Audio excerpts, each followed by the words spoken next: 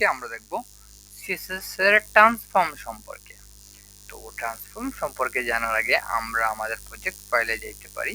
যাওয়ার পর এখানে আমরা ক্লাস ওভারফ্লো নামে যেহেতু একটা ট্রান্সফর্ম নামে যেহেতু একটা আছে, আমরা দেবো যে transform dash C dot HTML. Okay, HTML দিয়ে এন্টার দিলে পরে শিফট আই দিলাম আমরা, তারপর আমরা শিফট আই এন্টার ট্যাব দিয়ে আমরা এখানে লিখে দিলাম যে ট্রান্সফর্ম। ঠিক আছে, আবার ট্যাব দিয়ে গেলাম।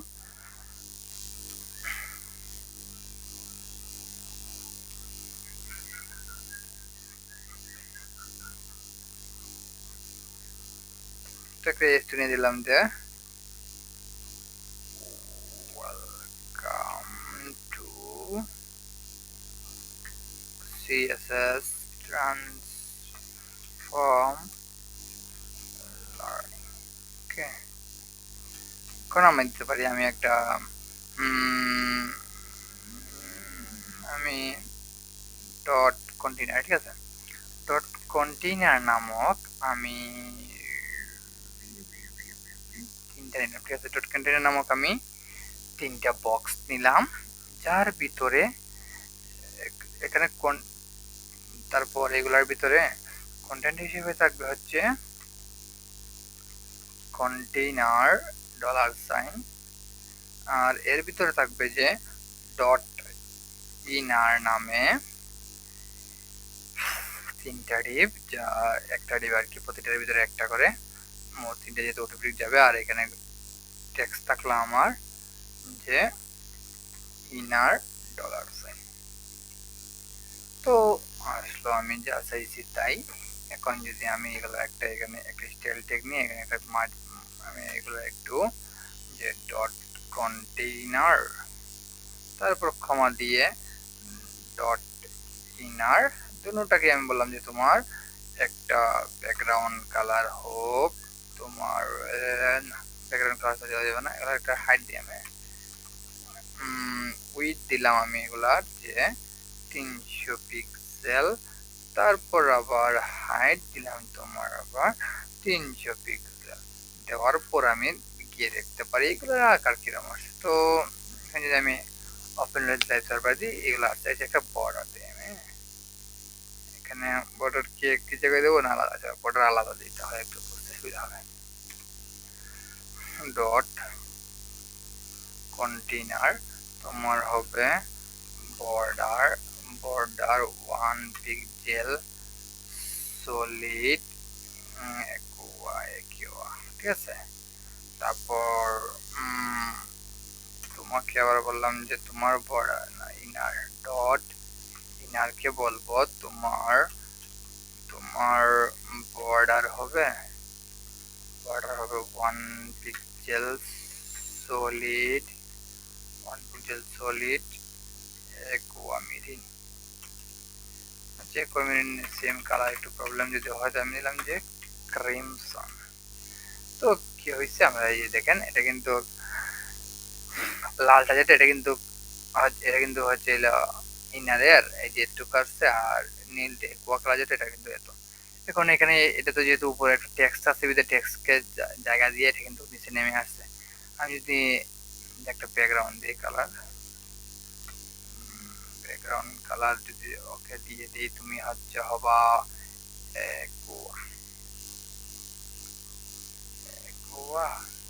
তুমি হয়ে যাও ব্যাকগ্রাউন্ড কালার, তুমি ব্যাকগ্রাউন্ড কালার হবে যে ক্রিমসন, মানে বর্ডারের কালারই হয়ে গেল আর কি। দেখেন এখানে কিন্তু এটা কিন্তু নিচে আছে অবশ্যই, যেহেতু ইডিবির ভিতরে এটা নিচে ফলস হবে, এটা আসছে যেহেতু সমান, সেই জন্য এটা একটু প্রবলেম করতেছে। আমি এখানে যদি কন্টেইনারটা টেক্সটটা কেটে দিই, কন্টেইনারটা যদি একটু ফেলে দিই, তাহলে দেখা যাবে যে এটা অনেকটা, দেখেন এই যে এটা নিচে কিন্তু ওই যে এটা নিচে কিন্তু কাছে, এটা নিচে কিন্তু এই কন্টেইনার নামক ডিপটা আছে। এখন কি চাই আমি যদি এখন বলি যে তুমি ডট ইনার যেটা আছে না, এই যে ইনার, তোমাকে আমি এটার মধ্যে ট্রান্সফর্ম প্রপার্টির মাধ্যমে আমরা বলতে পারি ট্রান্সফর্ম। এখানে অনেক প্রকার আছে, যে matrix, matrix 3, none, rotate, rotate 3D, scale, scale 3D। হ্যাঁ, তো আমরা প্রথম আমরা ইউজ করতে চাই যে সাপোজ আমি দিলাম যে স্কেল, স্কেলের ইনিশিয়াল মান থাকে 1। তো আমি বললাম যে তুমি হো 0.5। যদি আমরা একটু স্ক্রিনটাকে ছোট করে আমরা এটাকে একটু ছোট করে দেখার চেষ্টা করি, দেখেন এই যে আমি স্কেল দেওয়ার আগে কিরকম ছিল, স্কেল দেওয়ার আগে কিন্তু এইরকম ছিল। আমি যদি স্কেল বলি যে তুমি 0.5 নাও, তাহলে এই যেটা কিন্তু স্কেলিং করে ছোট হয়ে গেছে। এটা বর্ডার কালারটা একটু চেঞ্জ করে দিই আমি, এটার বর্ডার কালার কুয়া আছে বিদায় এটা নীল করে দিলাম, অথবা হলুদ, অথবা লাল। আচ্ছা, এখন বোঝা যায়। দেখেন এটা যে বর্ডার কালারের কারণে এই যেটা কিন্তু এতটুকু ছোট হয়ে গেছে। এটা একটু হলুদ দিই, তাহলে সুন্দর হবে। এবার নীল দিই। হ্যাঁ, এবার ঠিক আছে। এখন দেখেন এটা কিন্তু এই স্কেল 0.5। তারপর আমি যদি বলি যে না স্কেল 0.25, 2 বলতে এটা 100-র মধ্যে 25%। এই যে ফুলটা 100% এটা ছোট হয়ে 25% হয়ে গেছে। আমি যে না আমার 75% দরকার, যে 100-র মধ্যে 75 হয় যদি আমি দেখেন এই যে 25% কমছে, 70% পাবে। আবার যদি আমি চলে এটা মাঝখানে যদি আমি মাইনাস দিই, ঠিক আছে, এখানে মাইনাস দিই, এটা কিন্তু উল্টো হয়ে যাবে। আবার যদি আমি বাহিরে মাইনাস দেওয়ার চেষ্টা করি,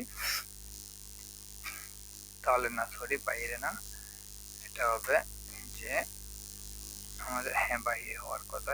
স্কেল দিয়ে একটা স্কেল দিয়ে আমরা বলি যে তুমি পয়েন্ট, আচ্ছা 0 দিই, 0.75।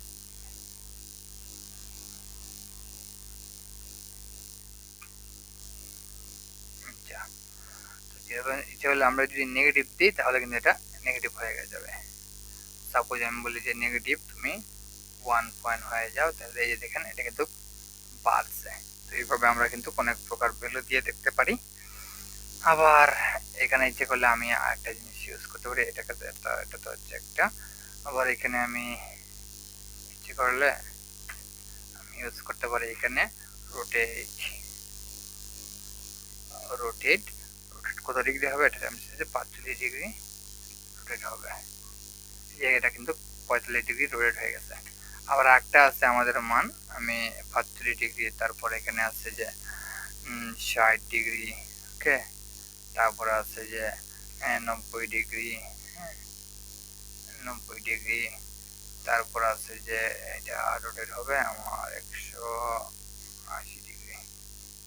এই দেখেন ইনারটা কিন্তু ছিল এখানে, এই যে ইনারটা এখানে চলে আসছে, এটা অলরেডি 180 ডিগ্রি ঘুরে গেছে। সচরাচর 45 ডিগ্রি ইউজ করা হয়, ওকে। তারপর এখানে তো একটু ছোট কম হয়েছে, আমি তুমি ছোট হো আরো বেশি বেশি, ওকে, এটা আরো 0.5 থাকো, এটা বেটার। এই তো ঠিক আছে।